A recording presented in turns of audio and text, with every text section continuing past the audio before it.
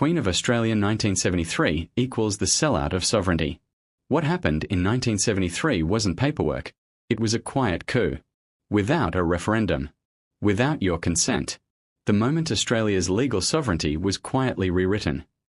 In 1953, the Royal Style and Titles Act defined our monarch as Elizabeth II, by the grace of God, of the United Kingdom, Australia, and her other realms and territories, Queen, head of the Commonwealth, defender of the faith.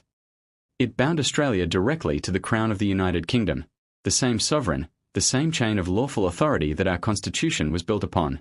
But 2 decades later, everything changed.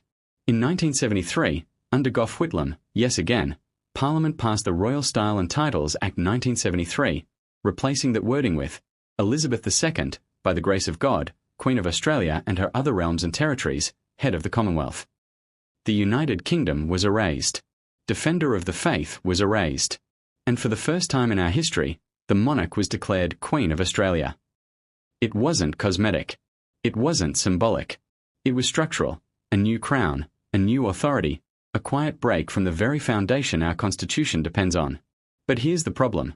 Section 128 of the Constitution says the people, not Parliament, must approve any alteration to the Constitution by referendum. No referendum was ever held. No public consent was ever given. The rulebook was sidestepped, and the people's voice erased. From that moment on, every law, every signature, every oath sworn to the Queen of Australia derived from a title that was never lawfully created by the people. If the Act was invalid, then everything that followed, the Australia Act 1986, judicial appointments, executive commissions, all rest on a false foundation. This shift blurred the line between constitutional power and political will. Governments began to behave as if sovereignty were domestic, as if they no longer answered to a higher constitutional crown but to themselves.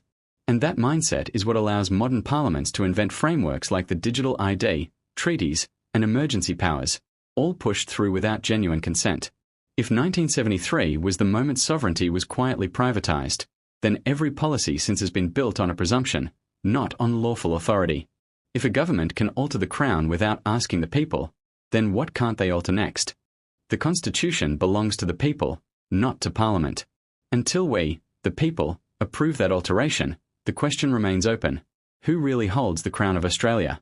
The crown that wasn't ours, the Queen of Australia, 1973. Thank you and God bless. Commonwealth Custodians Community.